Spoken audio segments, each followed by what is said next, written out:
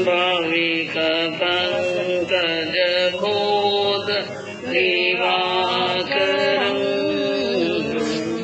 प्रतिदिनं प्रणमामि जिनेश्वरम् प्रतिदिनं प्रणमामि जिनेश्वरम्। सर्वज्ञ सर्वदर्शी चरम तीर्थंकर अहिंसा के अवतार विश्व वंदनीय शासनपति श्रवण भगवान वर्तमान महावीर के पावन चरणों में कोटि कोटि वंदन।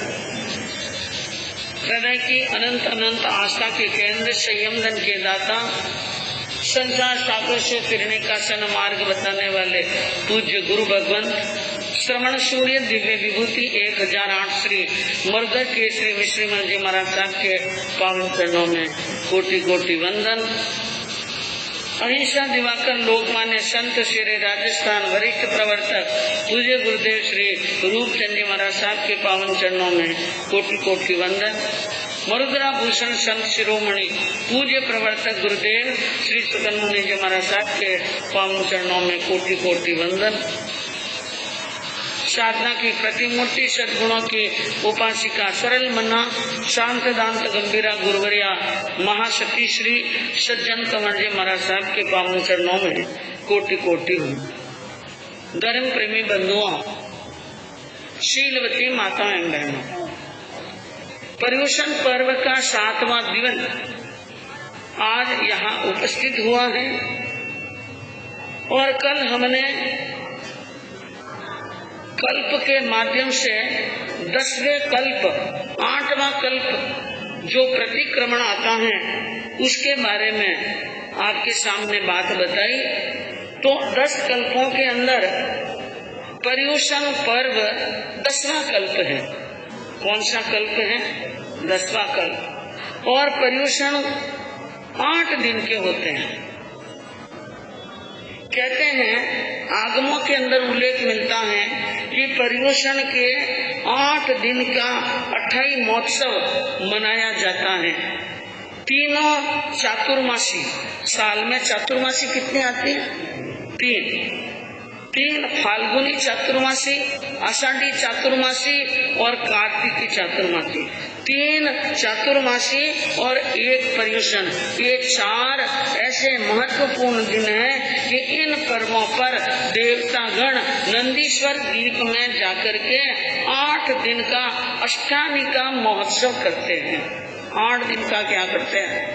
महोत्सव करते हैं। तो पर्युषण पर्व के दिन 8 बताए। और हमारे यहाँ पर यानी आगम साहित्यों में 8 की संख्या को मंगल माना है। कहा है कि मंगल 8 होते हैं। मंगल कितने होते हैं? 8। सिद्धों के गुण 8 होते हैं और प्रवचन माताएं भी 8 होती हैं। संयम के भेद 8 होते हैं। योग के अंग 8 होते हैं। आत्मा के रोचक प्रदेश 8 होते हैं और आत्मा पर लगे हुए कर्म भी 8 और सिद्धियां भी 8 और धर्मानुरागी के गुण भी 8 और मुक्ति के पट भी कितने हैं? तो 8 की संख्या बहुत मंगल मानी गई है। और 8 दिन के अंदर करणीय कार्य के बारे में कल आपके सामने वर्णन चला था। एक साधु के लिए 5 करणीय कार्य, जिसमें पहला बताया लोच करना एक प्रकार से साधु की अग्नि परीक्षा, धैर्य की परीक्षा है और सहन शक्ति की परीक्षा है कि वो कितना सहन कर सकता है। काय क्लेश नाम का यह एक तप है। लोच करना काय क्लेश नाम का क्या है? तप है। दूसरा बताया सांवत्सरिक प्रतिक्रमण। सांवत्सरिक प्रतिक्रमण सच्चे दिल से मिच्छामि दुक्कडम लेना, पापों को याद कर करके किस समय कौन से समय में क्या पाप लगा है, साल भर के अंदर किए हुए कार्यों पर चिंतन करते हुए, उन पापों को याद करते हुए हृदय को सरल बना करके पापों का मिच्छामि दुक्कडम देना। और तीसरा बताया आलोचना। तीसरा क्या बताया? आलोचना। जो पाप हुए हैं उनकी आलोचना करना, पाप को याद करना और याद करके मिच्छामि दुक्कडम देना, आलोचना करना। क्योंकि हमारे यहाँ पर आगमों के अंदर आलोचना का भी बहुत बड़ा महत्व बताया। आलोचना करने वाले साधक की यानी साधना सफल होती है। क्योंकि कोई भी साधना करेंगे, किसी भी प्रकार की साधना करेंगे, हमारे जीवन में पाप तो हो ही जाते हैं। क्या होते हैं? पाप। कई पाप साधना में भी हो सकते हैं और कई पाप हमारी दिनचर्या में हो सकते हैं, जीवन में हो सकते हैं। तो यानी हमारी आलोचना अगर परिपक्व आलोचना शुद्ध हो जाए तो साधना यानी एकदम विशुद्ध होती है। इसलिए उत्तराध्याय सूत्र के 29वें अध्ययन के अंदर भगवान ने फरमाया, आलोयनायण माया नियाण विंशादंसन शल्लाणम मोक्षमग्गम विज्ञानम अनंत संसार वद्दवाण उद्धरणम करी उज्जु भावम से जनयी। भगवान ने कहा आलोचना करने वाला जीव 3 शल्यों से मुक्त हो जाता है। कितने शल्यों से? 3। और शल्य माया शल्य, निदान शल्य, मिथ्या दर्शन शल्य। 3 शल्य। शल्य शब्द का मतलब है कांटा। शल्य शब्द का क्या मतलब है? कांटा। पैर में कांटा लगे चाहे हाथ की अंगुली में लगे, कांटा जब तक अंदर रहेगा पीड़ा कम होने वाली नहीं है।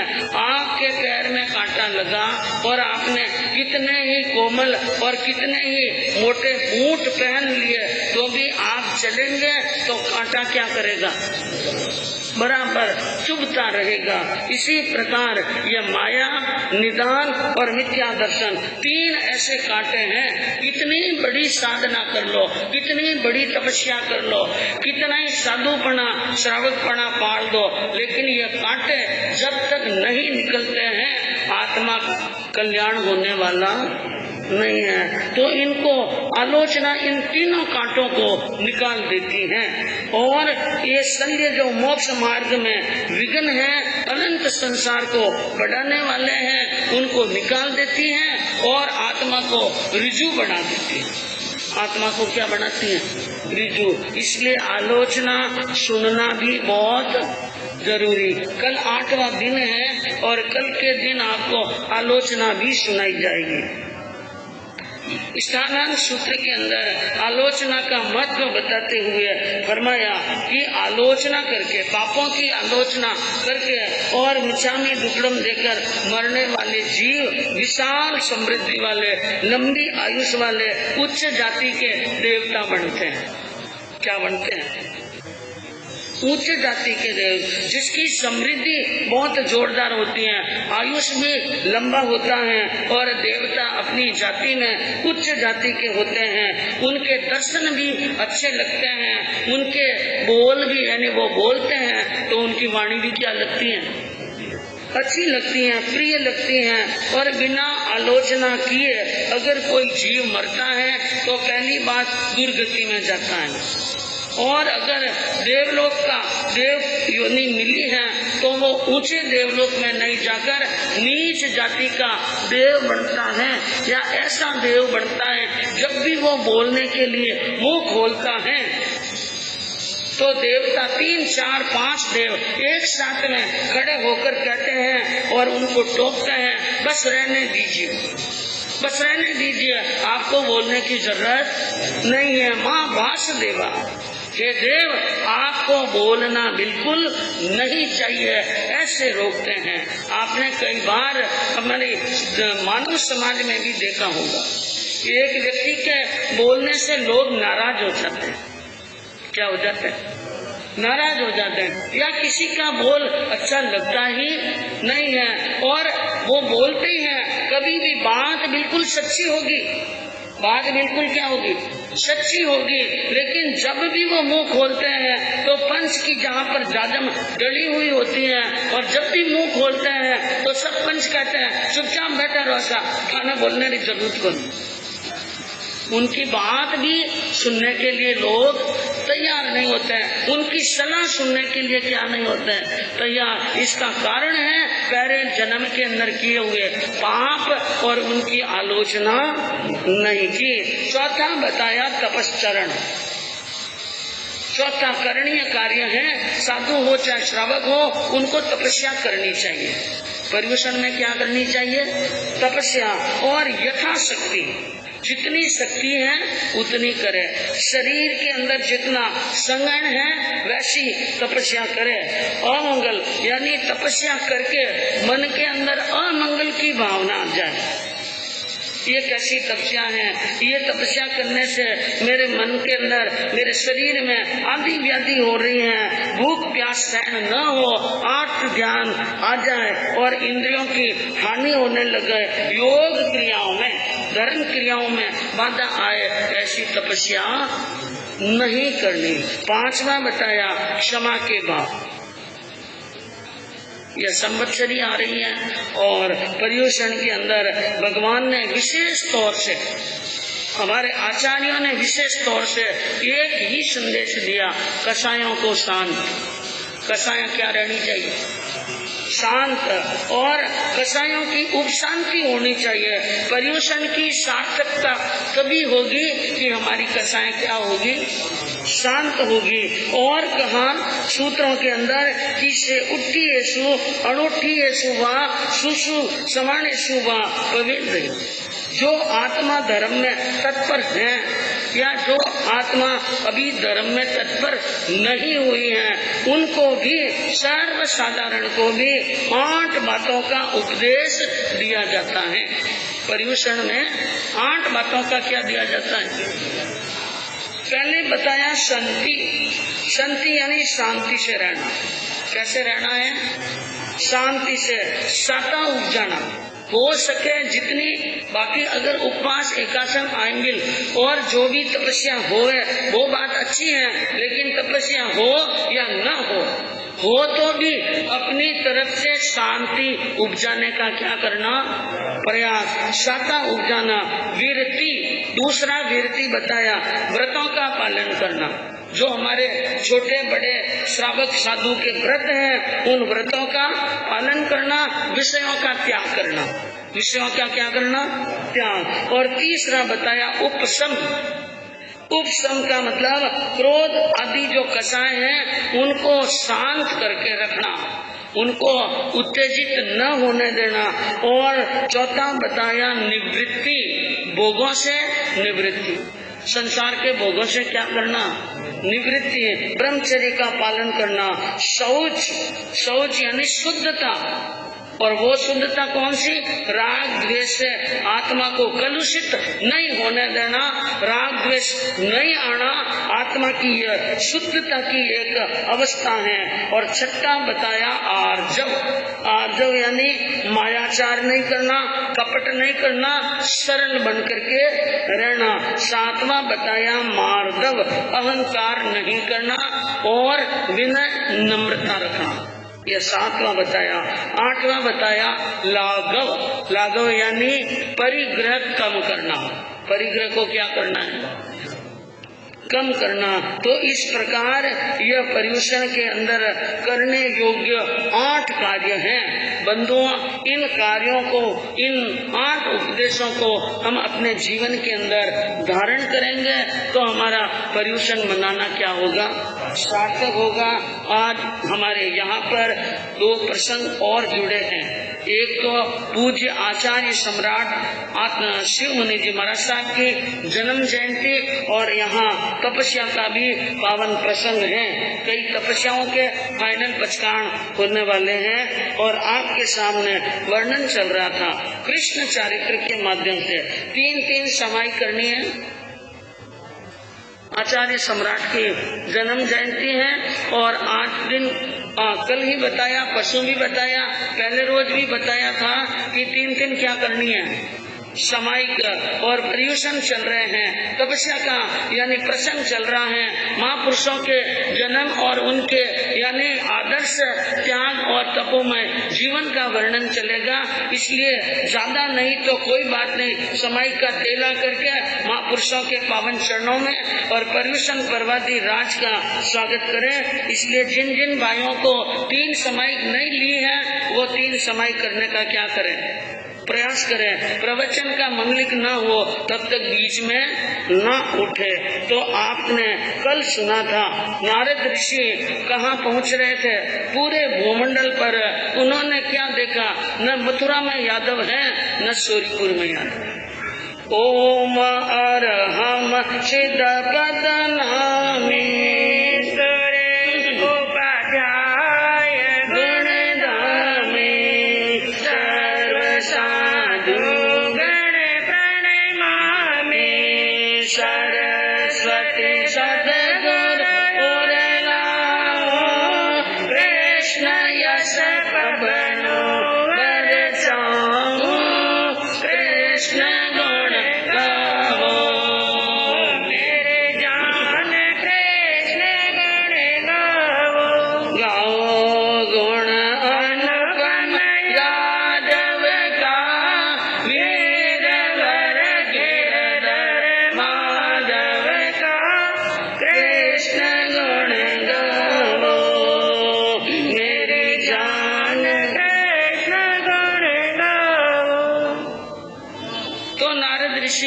मथुरा में गए, सोरीपुर में गए, कहीं पर भी उनको यादव नहीं मिले। 1 2 नहीं 18 कुलकोड़ी यादव थे, सब के सब गए तो कहाँ गए। बड़ा आश्चर्य, धरती का कोना कोना छान मारा लेकिन यादवों को नहीं देखा। लेकिन एक दिन ऐसा हुआ कि परिभ्रमण करते करते और वो नारद पहुंच गए द्वारापुरी में। कहाँ पहुंच गए? द्वारापुरी में। और वहाँ उन्होंने द्वारापुरी के अंदर ऐसी सुंदर जो द्वारामती नाम की नगरी पहली बार देखी, बेमिसाल उस नगरी को देखा, उन नगरी की रौनक देखी, उनकी बनावट देखी और वहाँ की समृद्धि देखी और एकदम सोने की बनी हुई उन द्वारिका को देखकर मन में बहुत प्रसन्न हुए और वहाँ पर पता लगाया ये कौन सी नगरी है कि ये द्वारिका है। यहाँ के राजा कौन? के कृष्ण। अरे इसका मतलब यादव यहाँ रहते हैं। आज मालूम पड़ी कि यादव यहाँ पर रहते हैं। और वो उस नगरी को देखते देखते सभा के बीच में देव ऋषि पहुँच जाते हैं और वहाँ श्री कृष्ण ने वहाँ नारद को आया हुआ देखा, बहुत खुश हुए और माधव ने उनको बहुत मान सम्मान दिया और मान सम्मान देकर बैठने के लिए कुछ आसन दिया और देव ऋषि आसन पर आसीन हुए। देव ऋषि यादव से बोले, राज्य शून्य दोनों पाया। देव ऋषि ने कहा कि मैं वहाँ पर गया और मुझे दोनों राज्य सुने मिले तो मेरे हृदय के अंदर गहरी चोट लगी और मेरा दिल बहुत घबराया कि सब यादव कहाँ चले गए। कई दिनों से पता लगाता गोड़ माड़ दर्शाया, कई दिन हो गए तुम लोगों को ढूंढते ढूंढते पता ही नहीं लगा। आज तुम्हारा ठाठ देखकर तन मन से हर्षाया। आज मैंने तुम्हारा यह ठाठ देखा है तो मेरा मन और तन दोनों ही क्या हो गए, बहुत हर्षित खुश। क्या नगरी है, बेमिसाल नगरी की रौनक सभा और सरदारों को भूला भी मैं नहीं समाता, दुख सुख में लग के सारों को। कहा मैं क्या बात करूं, क्या तारीफ करूं, ऐसी नगरी तो मैंने और कहीं पर नहीं देखी और ऐसी सभा और ऐसे सरदार देख देख कर मैं तो फूल रहा हूँ कि तुम सब लोग भले ही मुझे देरी से मिले लेकिन सुखी तो हो, हाँ साथा में हो, ऐसा देखकर मेरा मन बहुत खुश है। लेकिन एक बात है श्री कृष्ण, मेरे मन के अंदर एक शंका है। और नारद को बार बार शंका है, उठती ही रहती हैं, कई तरह की बातें होती हैं। उन्होंने कहा मैंने सुना है कि आपने सत्यभामा से शादी कर ली। अब वहां पर राजसभा के अंदर 10 दसार बैठे हैं, बड़े भाई बलभद्र जी बैठे हैं और बड़े बड़े बुजुर्ग पदाधिकारी बैठे हैं। और नारद ने पूछा, हे कन्हैया, मैं सुन रहा हूँ कि आपने सत्यभामा से क्या कर ली? शादी। ये शादी कैसे हुई? अब इनका क्या उत्तर है श्री कृष्ण? उन्होंने कहा, मुझे इन बात की शंका है कि सत्यभामा से शादी आपकी हुई है, ये बात गलत तो हाँ, लेकिन बात यह है कि एक बात की शंका मेरे कृष्णचंद्र उपजी आई और 3 से सत्यभामा जी क्यों करते न ब्याई। 16 वर्ष के किशन जी 300 वर्ष की सत्यभामा के साथ में शादी कैसे हो? सत्यभामा की उम्र कितनी? 300 साल की, ना आपकी उम्र 16 साल की, ये शादी कैसे हो गई? ऐसी यानी शादी मुझे अलौकिक शादी ऐसा देखकर मुझे क्या लगता है कि सत्यभामा में ऐसा कौन सा खास गुण या ऐसी कौन सी खास प्रतिभा या कोई अलौकिक ऐसी कोई गुण है जिसके कारण से सत्यभामा से क्या कर ली? शादी कर ली। तो श्री कृष्ण ने कहा, ये बातें सभा में पूछने की नहीं है और आपको कौन रोकता है? जनाने महल में जाइए और वहाँ पर दर्शन दीजिए, सत्यभामा से मिल लीजिए और गुण और अवगुण क्या है वो तो वहाँ जाने पर क्या लग जाएगा पता। बस देखना तो सत्यभामा को ही था। और फिर श्री कृष्ण जी ने कह दिया, पधारो राजभवनों के अंदर। तो शीघ्र ही रवाना हुए और आज्ञा पाकर ऋषिवर प्रेम हिलोरा खाता। यूं भी नारद को किसी की आज्ञा की जरूरत नहीं। नारद एक ऐसा इंसान था, वो कुमारी राजकन्याओं के अंतपुर में और रानियों के अंतपुर में भी अगर राजाओं के पति की या पिता की बिना आज्ञा भी रानियों के जनाने महल में प्रवेश करे तो कोई गुनाह नहीं, क्योंकि अखंड बाल ब्रह्मचारी, अखंड बाल ब्रह्मचारी, उनका ब्रह्मचर्य इतना तेज कि वो कोई भी उनके लिए रोक टोक नहीं थी, इसलिए उनको आज्ञा की जरूरत नहीं थी। लेकिन श्री कृष्ण ने कहा और वे चले गए खुशी खुशी प्रेम से, मैं वहाँ जाऊंगा और मुझे देव ऋषि को देखकर सत्यभामा मान सम्मान करेगी, आदर करेगी और मेरे लिए कई प्रकार की मनमार करेगी। उस समय सत्यभामा जी शरीर का श्रृंगार कर रही थी,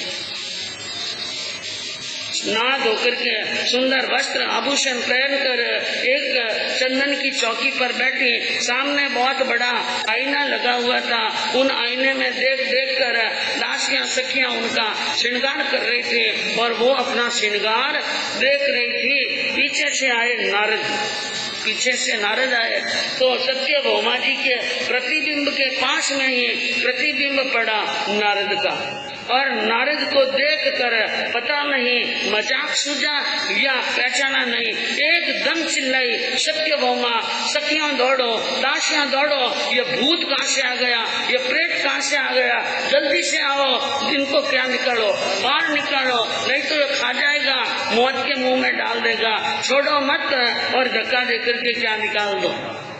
वाह, दासियों ने देखा कि ये कौन है, नारद, लेकिन आज्ञा किसकी हुई है, महारानी की, इसलिए मौका मिल गया। ये गरगर में लाए लगाने वाले नारद क्या है, गरगर में लाए लगाने वाले हैं। आज मौका ठीक है, इसलिए आज इनकी यानी सब तरह से पूजा करनी है। नारद को सामने देखकर दासियों ने उनके कमंडल छीन लिए, उनकी मालाएं तोड़ ली, उनकी वीणा तोड़ी और वीणा के तार तोड़ दिए, किसी ने दुपट्टा खींच लिया और किसी ने धक्का भी दे दिया, और कोई कुछ बोल रहा है, कोई कुछ बोल रहा है। नारद की समझ में नहीं आया ये क्या हो रहा है। मैं तो आया था रानी साहिबा को दर्शन देने के लिए और मामला क्या हो गया। उल्टा हो गया। इतने में दासी झुंड बागा बाबा के फिरगी दौड़ी, सारी दासियों का झुंड आया और मार कर और उनको वहां से रवाना कर रही हैं। कमंडल भी फोड़ दिया और किसी ने बालों के जुड़े को खींच लिया तो नारद के बाल भी खुल गए।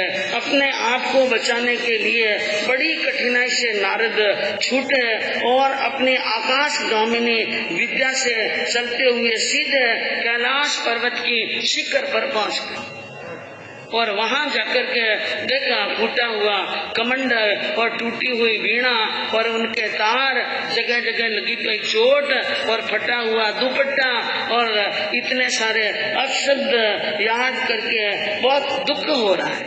और कहीं न कहीं से औषधि लाकर औषधि कर रहे हैं गांवों पर और विचार करने लगे, इन सत्यभामा को अपनी जवानी का घमंड है और अपने राज रानी बनने का क्या है घमंड है कि एक तो यह कृष्ण की रानी बन गई और एक यह राजा की लड़की है और दूसरा में अभिमाननी है, अहंकारणी है, उनके सामने साधु की कोई कदर नहीं है। अब कहते हैं नारद का स्वभाव तो पहले से ही चंचल। नारद का स्वभाव क्या है? चंचल है। सभी चंचल चीजों में नारद के स्वभाव को भी क्या बताया?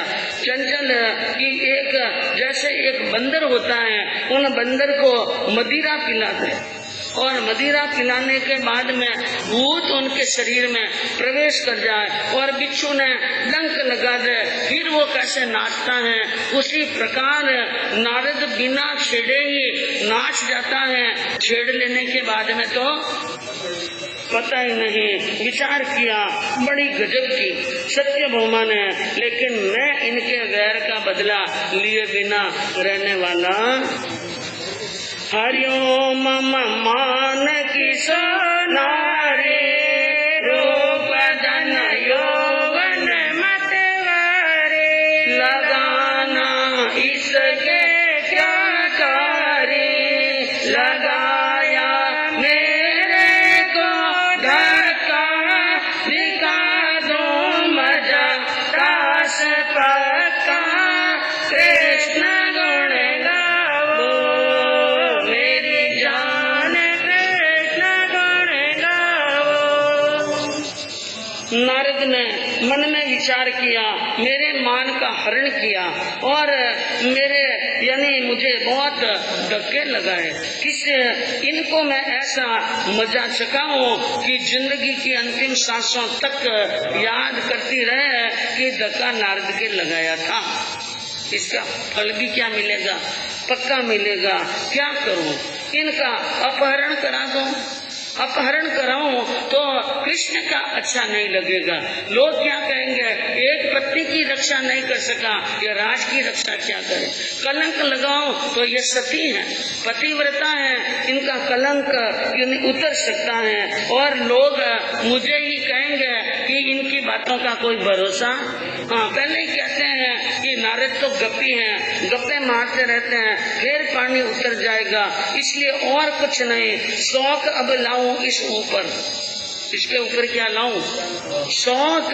और लगेगा दुख सारी उम्र का दुख करना है तो क्या लेके आना है? शौक। और शौक भी कैसी लानी? शेर के ऊपर सवा शेर आए तो समझ में आता है कि हाँ, इनका बदला ले लिया। इसलिए अब नारद थोड़े दिन तो शरीर का इलाज किया, दवाई पानी लिया और तबीयत ठीक हुई और भ्रमण पर निकल गए। कौन सी लड़की किस राजकुमारी के साथ में और कौन सुंदर है, उसके लिए गए। खंड प्रखंड गांव में पहुंचा राजघराने। 3 खंड के अंदर एक खंड में गए, एक गांव में गए, एक नगर में गए, सब के सब राजघराने देख लिए और अढ़ाई द्वीप में फिर था क्या, ढाई द्वीप की यात्रा की। कितने द्वीप की? ढाई द्वीप में कौन कौन से द्वीप आए?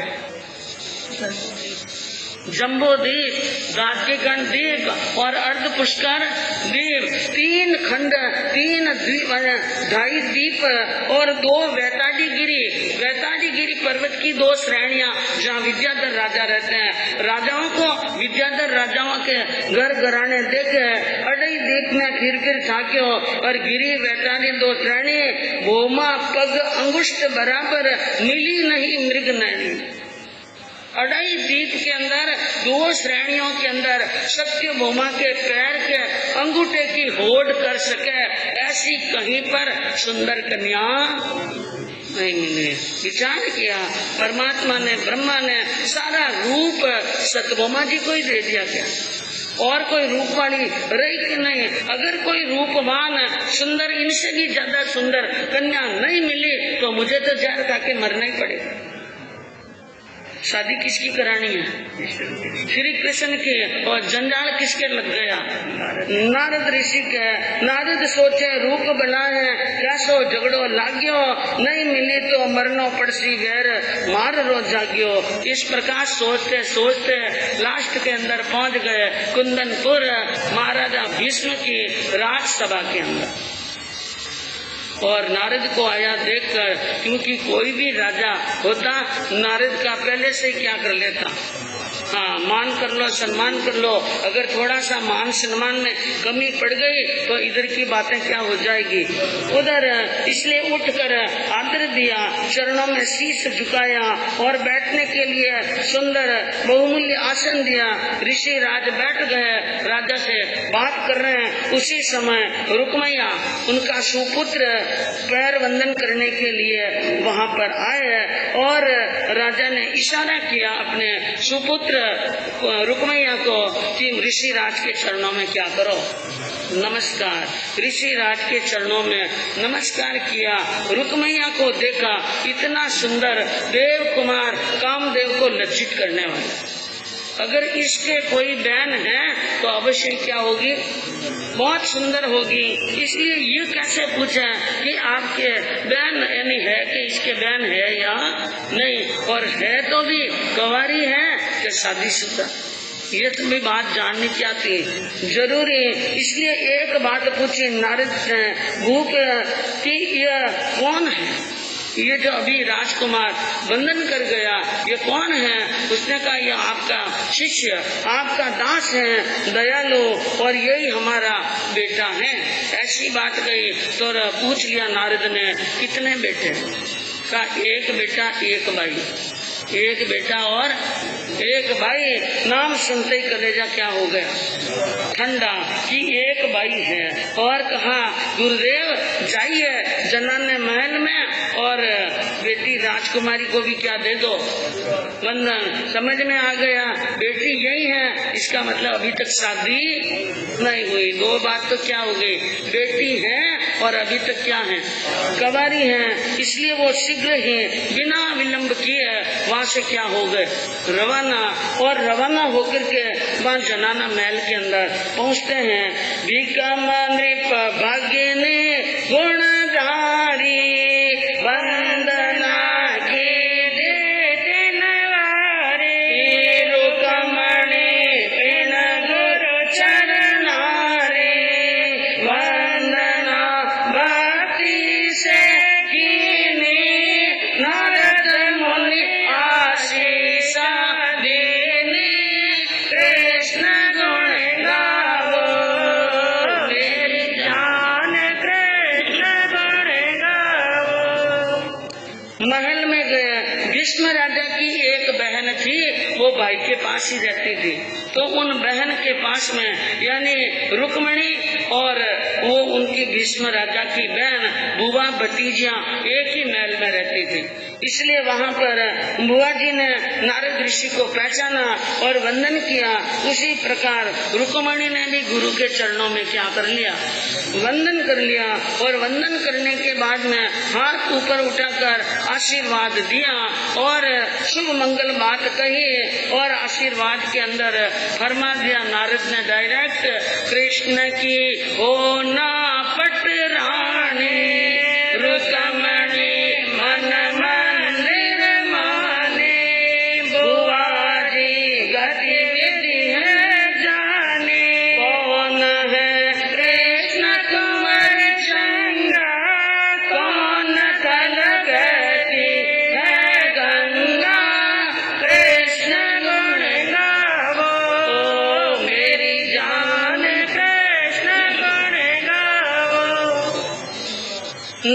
ऋषि ने कहा, हे कन्या, कृष्ण की हो ना पटरानी। किसकी पटरानी होना?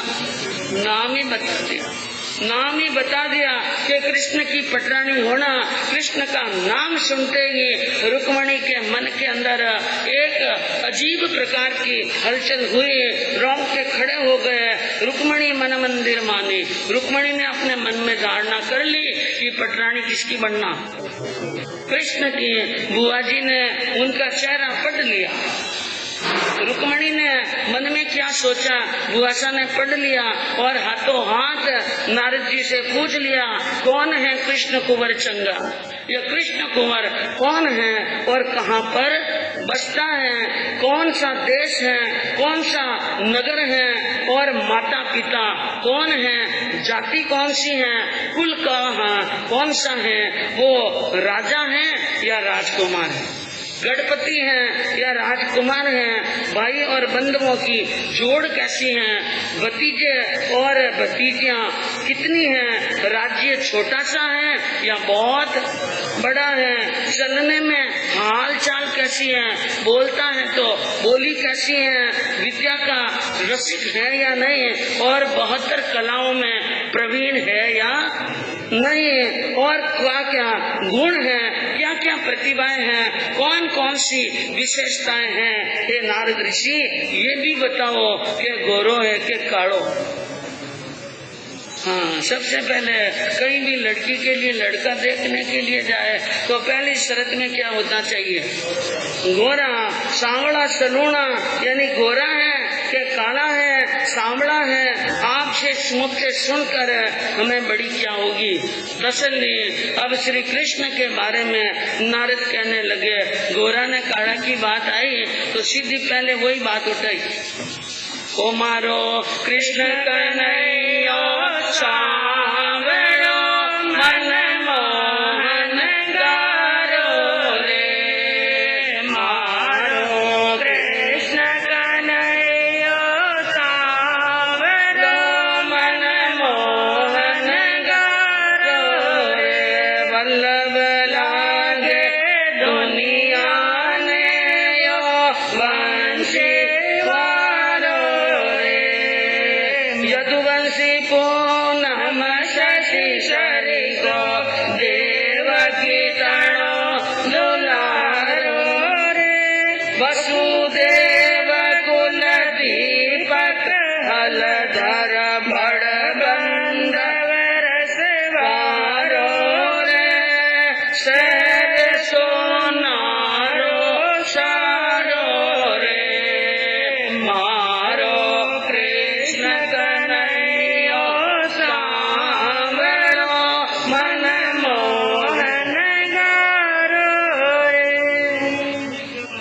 नारद जी ने कहा, बात यह है कि कृष्ण गोरा तो नहीं, कृष्ण गोरा नहीं है, काला है, सांवड़ा, एकदम अलसी के फूल जैसा, भैंस की सींग के अंदर के भाग जैसा और खंजन के पैरों पहिए के खंजन जैसा और नील मणि जैसा और नील कमल जैसा है। लेकिन बल्लभ लागे दुनिया में, सारी दुनिया को क्या लगता है? एक बार उनको देख ले तो नजर हटाने की इच्छा नहीं होती है। बंसी हाथ में रखता है, यादव वंश का पूर्णिमा के चंद्र के समान है और देवकी का बेटा है, वसुदेव के कुल का दीपक है और जिनके बड़े भाई हलधर जी हैं और सारा शहर सोने का है। ऐसा शहर भारत क्षेत्र में कहीं पर नहीं मिलेगा। और अरिकुल नाशक, दुश्मनों का, शत्रुओं का नाशक, बासक नाग को नाचने वाला, सुभद्रा का भाई, अर्जुन का साला, सौर देश का रखवाला है और गोवर्धन पर्वत को नक ऊपर धारण किया, पूतना राक्षसी को मारा और कंस जैसे अत्याचारी का उनका भी नाश कर दिया, जिनको कमलापति के नाम से जानते हैं। सारी बात बताइए, बात सुनकर और बुआ साहब बहुत खुश हुए और नारद ने कहा 3 खंड का राजा बनने वाला है। कितने खंड का? हाँ, बहुत यानी पुण्यवान है। ऋषि ने सारी बात बता दी। धर्म की रक्षा करने वाला, पाप का प्रनाश करने वाला। बुआसा ने बातें सुनकर मन के अंदर बहुत खुश हुई, लेकिन नारद जी को कहा बात ऐसी है, हमारी भतीजी हमारी तो जरूर है लेकिन सगाई हुई हुई, इनकी क्या हो गई? हाँ, वो भी चंदेरी के राजा शिशुपाल के साथ। और शिशुपाल के साथ में ये जो सगाई हुई, मेरे भाई की और भुजाई की इच्छा नहीं थी, लेकिन इनका जो भाई है रुकमैया, उन रुकमैया के और शिशुपाल के गहरी दोस्ती है, इसलिए यह सगाई रुकमैया के कहने से हुई है। और इसके अंदर अभी तक हमारी भतीजी शिशुपाल के साथ में शादी करने के लिए तैयार नहीं है। ये बात सुन लीजिए। नारद ने कहा कोई बात नहीं, जो होगा तो देखा जाएगा। नारद ने बैठ करके शीघ्र ही रुक्मणी का चित्र उतारा। कैमरा तो था नहीं, आपकी तरह मोबाइल नहीं था कि फोटो खींच ले, इसलिए क्या बनाया? हाँ, चित्र। और चित्र बनाकर पैक करके जोड़ी में डालकर आकाश मार्ग से उड़ते हुए पहुंच गए ठेठ द्वारापुरी में। और द्वारापुरी में गए, राजसभा के बीच में खचाखच भरी हुई सभा के बीच में नारद पहुंचे और आसन ग्रहण किया और धीरे धीरे कृष्ण जी की तरफ देखते रहे और झोली में से पत्र निकाल रहे हैं और वापिस अंदर डाल रहे हैं। कागज निकाल रहे हैं, वापिस क्या डाल रहे हैं? अंदर। श्री कृष्ण समझ गए कोई चीज लेकर के आए हैं। बलभद्र जी ने इशारा किया जाओ, और ये नारद जी क्या कहना चाहते हैं ये सुन करके आ जाओ। तो श्री कृष्ण वहां से उठे, नारद जी के पास में पहुंचे। नारद जी ने एकांत स्थान में ले जाकर वो चित्र, रुक्मणी का चित्र किसको दे दिया? हाँ, कृष्ण जी को। ऐसी अद्भुत सौंदर्य, ऐसी अद्भुत सौंदर्य की पिटारी राजकुमारी की वो फोटो देखकर श्री कृष्ण कहने लगे ये किसकी राज दुलारी है, अद्भुत मोहन गारी है, यह किसकी राज दुलारी है, अद्भुत मोहन पूछ लिया नारद ऋषि से कि हे ऋषिराज, ये बताइए ये किसकी राजकुमारी है, किसकी दुलारी है? बड़ी अद्भुत है, मन को हरण करने वाली, मन को मोहने वाली है। इनके शरीर के अंग लक्षण बहुत ही यानी शुभ हैं और बड़ी भाग्यशाली हैं। परणी है कि अकन कुंवारी? नारद ने क्या पूछा? श्री कृष्ण ने पूछा कि ये शादीशुदा है या कुंवारी? ये कहते ही नारद को जोरदार आया गुस्सा और फोटो खींच ली। क्या समझ के रखता है? हम शादीशुदा रानियों के और शादीशुदा स्त्रियों के चित्र लेकर घूमेंगे क्या? शादीशुदा का चित्र लेकर घूमने का मतलब क्या है? परणी कापट हम दिखलावे, राम राम अनरत हो जाए। अगर किसी शादीशुदा स्त्री का चित्र लेके जाएंगे तो अनर्थ की बात हो जाएगी, लोग धिक्कारे देंगे। ये कुमारी है और राजा भीष्म की लड़की है, कुंदनपुर के अंदर महलों में रह रही है, सब प्रकार के ठाट पाट हैं। मैं तो ये सोच रहा था कि सत्यभामा के साथ में जो तुम्हारी शादी हुई है वो शादी आपकी यानी जोड़ी नहीं है, ऊंट बड़द का जोड़ा नाता। ऊंट बड़द का क्या है? ऊंट बड़द का नाता। और वो मेरे के मन नहीं बाता, वो मेरे मन में अच्छा। अगर शादी इनके साथ में हो जाए तो समझ लो कि जोड़ी हो गई, नहीं तो भले आप 3 खंड के राजा बनो या 6 खंड के, ये जोड़ी आपकी बराबर नहीं है। ने कहा महाराज मुनिराज आप नाराज मत होइए, मैंने तो पूछ लिया, आप बहुत जल्दी नाराज हो जाते हैं। ये नाराज की बात नहीं है, मैं तुम्हारे लिए अडई द्वीप में घूमा और आपकी इस प्रकार की घूम घूम करके लड़की की फोटो लेकर के आया हूँ। और वो अभी तक शादी तो नहीं हुई लेकिन सगाई हुई है। क्या हुई है? और वो भी आपके बुआ के लड़के के साथ। कौन? शिशुपाल आपके बुआ जी का लड़का है। शिशुपाल के साथ में सगाई तो जरूर हुई है, लेकिन रुक्मिणी नहीं चाहती है, राजा भीष्म और उनकी पटरानी नहीं चाहती है कि उनके साथ में हमारी बेटी की शादी हो। और रुक्मिणी के मन के अंदर आपके साथ में शादी करने की इच्छा मैंने जान ली है, इसलिए मैं यहाँ पर आया हूँ। यह बात कहकर अब इधर रुक्मिणी के मन में कृष्ण बस गए और कृष्ण के मन में रुक्मिणी। दोनों की तरफ प्रेम की धारा बह रही है और इधर शिशुपाल के साथ में सगाई हुई, इसलिए शादी के लिए लगन निकल गया। क्या निकल गया? लगन पत्र शिशुपाल न पुरोहित लायो सार, माघ शुक्ल आठम बली शुभ मुहूर्त शुभवार। माघ शुक्ला आठम का शुभ दिन है। शिशुपाल के साथ में रुक्मिणी की क्या होगी शादी। लगन लेकर के वहाँ पर पहुँच गए और लगन पढ़कर कुंदनपुर के राजा बहुत प्रसन्न हुए और कुंदनपुर के अंदर भी ब्याह की तैयारियां शुरू हो गई और चंदेरी में भी शादी ब्याह की तैयारियां क्या हो गई, शुरू हो गई। इस प्रकार दोनों घरों में, दोनों राज्यों में शादी की तैयारियां हो रही हैं और रुक्मिणी के मन में खलबली मच गई।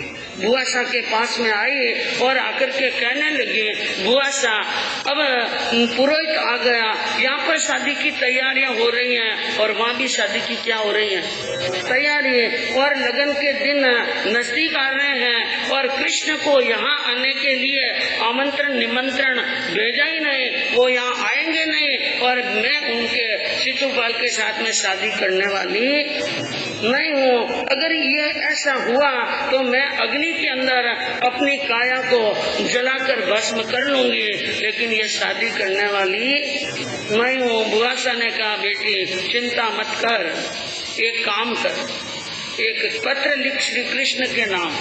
क्या लिख? पत्र लिख दे।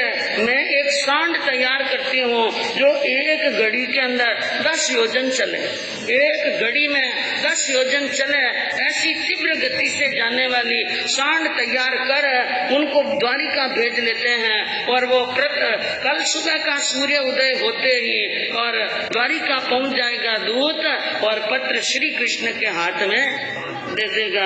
अब ये बात सुन रुक्मिणी पत्र लिख रही हैं श्री कृष्ण को।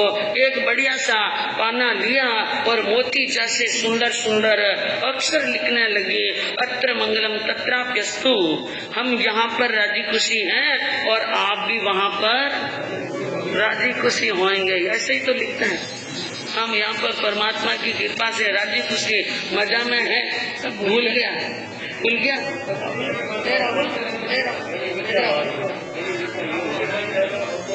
हाँ, लेकिन पुराने जमाने में मोबाइल नहीं थे, इसलिए सुंदर क्या लिखते हैं पत्र। और एक पत्र भी 6 महीने में मारवाड़ से मद्रास वालों का और मद्रास वालों का मारवाड़ जाता तो कितनी खुशी होती। 15 दिन तक तो उन पत्र को पढ़ाते। गांव मोहल्ले के जो पढ़े लिखे नवयुवक और लड़कियां होती हैं उनसे बार बार माता पिता पत्र पढ़ाते हैं और मन में क्या होते थे, खुश। अब आप 100 फोन करो तो भी खुशी नहीं, और यहाँ तक कि ज्यादा फोन करो तो सामने वाला परेशान हो जाए तो फोन ही नहीं उठाए। लेकिन रुक्मिणी ने क्या लिखा? पत्र लिखा और पत्र के अंदर समाचार लिख दिए और मोती जैसे अक्षर लिख करके उन बुआ जी के हाथ में दिया। बुआ जी ने पत्र बंद करके उन दूत के हाथ में दे दिया और दूत रवाना हुआ। आज रात के समय में सूर्योदय ब्रह्म मुहूर्त में स्वर्ण देश की भूमि पर पहुंच गया और सूर्य उदय होते ही द्वारिका के अंदर और राजसभा जब जुड़ी उस समय राजसभा में गया और समाचार कहे मैं कुंदनपुर से आया हूँ। कहाँ से आया हूँ? कुंदनपुर से नाम सुनते ही कृष्ण के कान खड़े हो गए। कुंदनपुर में ही तो रुक्मिणी रह रही है। रुक्मिणी कहाँ रहती है? कुंदनपुर में। तो कुंदनपुर की बात सुनकर और अब श्री कृष्ण शीघ्र ही उठकर उन दूत के पास में बुलाते हैं और दूत से बात सुनते हैं। उनने कहा मैं एक पत्र लेकर आया। क्या लाया हूँ? पत्र, इन पत्र को पढ़ लीजिए। अब श्री कृष्ण एक तरफ जाकर के पत्र को खोलते हैं और पत्र के अंदर लिखे हुए समाचार पढ़ते हैं। मुख्य समाचार ये हैं। क्या समाचार है? श्याम बागों में आई जो श्याम बागों में आई जो श्याम, वो भी जो बाट दे रहे मती लगाई जो सा, ऐसी मत न फरमाई जो सा, ओ जी मन फुरसत नहीं तिल मात जरा, तो ध्यान लगाई जो श्याम।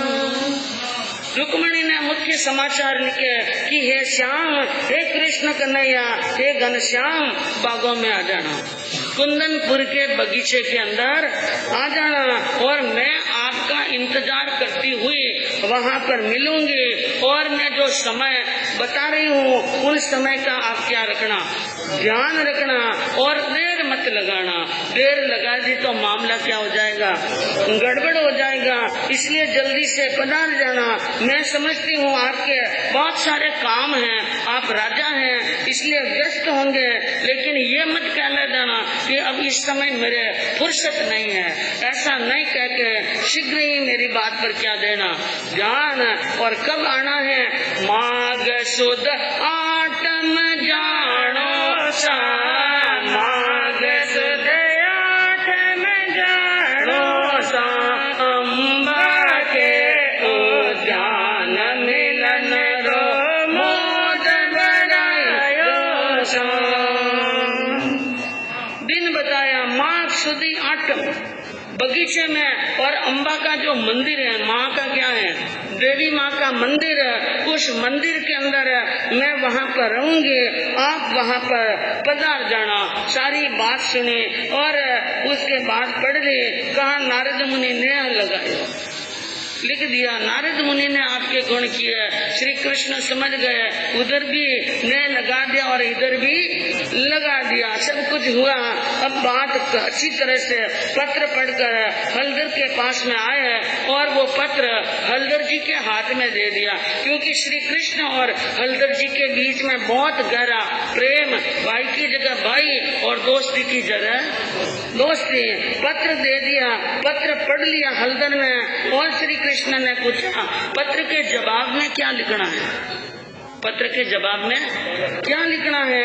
बलभद्र जी ने कहा लिखना क्या है, हमें वहाँ पर जाना है और तुम्हें क्या करनी है, शादी। मैं चलूंगा तुम्हारे साथ में। जब वो लड़की बुला रही है पत्र लिखकर, तो जाने में क्या हर्ज है, जाना चाहिए। हम वहाँ पर जाएंगे और इस जो दूत आया है, इन दूत को यानी इनाम इकरार दे दो, रवाना कर लो और समाचार भेज दो, हम टाइम पर पहुँच जाएंगे। हाँ, जिस प्रकार यानी नरसिंह जी ने कहा था मायरा भरने का लिस्ट पढ़ करके कि जाकर ब्याई जी को कह देना कि समय पर मायरा भरने के लिए आएंगे, और जितना मंगाया उनसे सवाया लाएंगे।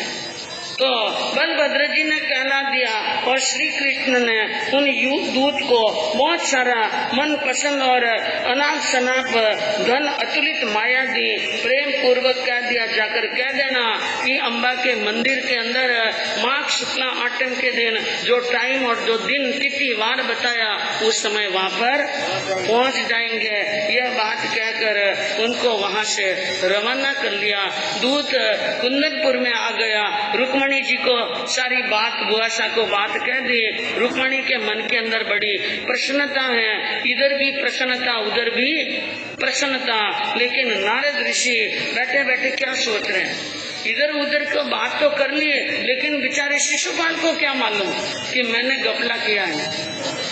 इसलिए शिशुपाल को भी थोड़ी सी क्या पढ़नी चाहिए। हाँ, इसलिए यहाँ बैठा बैठा क्या करूँ, चलो चंदेरी में। अब शीघ्र ही चंदेरी के लिए क्या हो गए, नारद मुनि आयो नगर चंदेरी करवा चांदनो। अब नारद ऋषि नगर चंदेरी के अंदर पहुंच गए। बीच सभा के बीच में उतरे।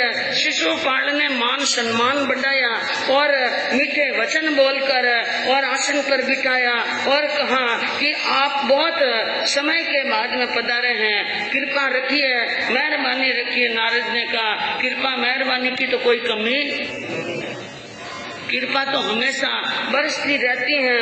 थोड़ी आने में देर हो गई। इधर उधर भ्रमण में मैंने देखा नगर के अंदर रंग राग बाजे बज रहे हैं, गीत गाए जा रहे हैं। क्या बात है कि आपके शिष्य का ब्याह है, तो आपका विवाह है? शिशुपाल जी का हाँ मेरा विवाह है। और किसपुर में हुई सगाई? सगाई कहाँ पर हुई?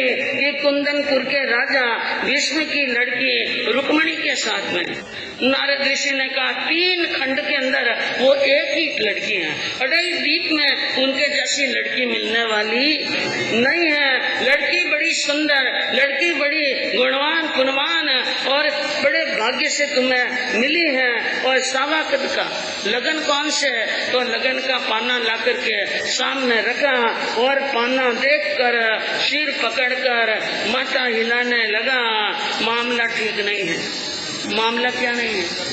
हाँ, अरे किदमूरख ने लगन दिया को बड़ो उदंगल होशी, शिशुपाल रखना होशियारी, शिशुपाल रखना होशियारी, नहीं तो कन्या होशी नारद मुनि आया, नगर चंदेरी करवा चान। नारद ऋषि ने कहा ये जो लगन निकाला है, इन लगन की कुंडली के अंदर जो ग्रह बैठे हैं मंगल ठीक नहीं। मंगल क्या नहीं है? और मंगल कुंडली में ठीक नहीं तो उदंगल जरूर होगा। और शनि भी ठीक नहीं और राहु केतु की भी क्या है? दृष्टि है। इसलिए होशियारी रखना, होशियार रहना, मजबूत रहना, नहीं तो यह कन्या किसी के साथ में भी हाँ किसी दूसरे के साथ में कोई ले जा सकता है। हे राजन, हम तो निष्प्रिय हैं, साधु हैं, हमें तुमसे और उनसे कोई लेना देना नहीं, लेकिन तुम्हारी भक्ति पर बहुत प्रसन्न है, इसलिए बात कह दी है और ध्यान दे देना। ऐसा कहकर नारद वहां से क्या हो गए रवाना। और शिशुपाल का मन ऊपर नीचे हो रहा है। जाते वक्त बड़े बुझाई साहब को कह दिया कि अच्छा ये होगा कि बनासा को नकाशी मत करने देना और बारात रवाने मत होने देना, क्योंकि वहाँ पर ब्रजराज आएंगे। कौन आएंगे? ब्रजराज श्री कृष्ण आएंगे और कन्या उनके साथ में शादी करने के लिए तैयार हैं। आपके इस देवर के साथ में शादी करने के लिए तैयार नहीं है। तो बंधुओं, इधर तो शिशुपाल के हलचल हो रही है और इधर समाचार यह समाचार भाभी को कहकर नारद तो वहां से क्या हो गए रवाना। किस प्रकार कृष्ण के साथ में रुक्मिणी की शादी होती है। और बंधुओं, आज बड़ा सुंदर प्रसंग है। पूज्य आचार्य सम्राट चतुर्थ पटधर श्री शिव मुनि जी महाराज साहब की जन्म जयंती। माँ का नाम विद्या देवी और ओसवाल गोत्र और आपकी दीक्षा हुई 17 मई 1972 मलोट मंडी के अंदर। जहाँ जन्म हुआ वहीं पर क्या हुई? दीक्षा। और आपके दीक्षा गुरु बहुश्रुत जैन आगम रत्नाकर श्रमण संघीय सलाहकार श्री ज्ञान मुनि जी महाराज साहब और आपको यानी अपने जीवन के अंदर ज्ञान ध्यान आगम आदि कई तत्वों का खूब अध्ययन किया। आपने घर में रह करके MA PhD डीलेट आगम आदि का अध्ययन और ध्यान योग की साधना बहुत जबरदस्त करती हैं। और आप एक ऐसे आचार्य हैं जो ग्रस्त के अंदर लगभग विश्व के सारे देशों की यात्रा कर चुके हैं। सारे देशों की क्या कर ली थी? यात्राएं कर ली थी। और MA और पीएचडी और डीलिट आपने घर पर ही कर लिया था। उसके बाद में आपकी दीक्षा हुई और 13 मई 1987 पुणे महाराष्ट्र सम्मेलन के अंदर पूज्य आचार्य भगवान आनंद ऋषि जी महाराज साहब के मुखारबिंद से आपको युवाचार्य के पद की घोषणा हुई और आपको आचार्य का पद मिला 9 जून 1999 अहमदनगर के अंदर और आचार्य पद की चादर ओढ़ाई गई 7 मई 2001 दिल्ली के अंदर। और आपका ध्यान साधना के ऊपर बहुत जोरदार पकड़ है। भारतीय धर्मों का मोक्ष में विचार, यानी आपके कई साहित्य हैं जिसके अंदर प्रमुख साहित्यों में भारतीय धर्मों में मोक्ष विचार, ध्यान एक दिव्य साधना, नदी नाव संयोग, शिववाणी, अनुश्रुति, अनुभूति, ध्यान साधना, समयम गोयम माँ कमाए, अनुशीलन, अंतर यात्रा आदि लगभग 100 ग्रंथ आपने लिखे हैं और आपने अंग्रेजी में भी साहित्य की रचना की है और कई भाषाओं का ज्ञान है और लगभग पंजाब, हरियाणा, दिल्ली, उत्तर प्रदेश, उत्तराखंड, राजस्थान, हिमाचल प्रदेश, गुजरात, महाराष्ट्र, कर्नाटक, आंध्र प्रदेश, तमिलनाडु, मध्य प्रदेश आदि संपूर्ण भारत की क्या की है, विचरण करते हुए यात्रा की है। विशेष आप अखिल भारतीय श्वेतांबर स्थानकवासी श्रमण संघ के चतुर्थ पट्टधर के रूप में सुविशाल गच्छ के नायक हैं। जीवन संस्कार निर्माण हेतु ध्यान शिविरों का श्रम प्रेरक और आगम के ज्ञाता, बड़े लेखक और साहित्यकार हैं। ये पहले आचार्य हैं हमारे स्थानकवासी परंपरा के जिसके डॉक्टरेट किया हुआ है, डीलिट की उपाधि ली हुई है और विश्व शांति ध्यान साधना के वे बहुत बड़े अग्रदूत हैं। मैत्री के मसीहा हैं, ध्यान योगी, युग पुरुष, तप सूर्य और श्रमण संघ के चतुर्थ पट्टधर।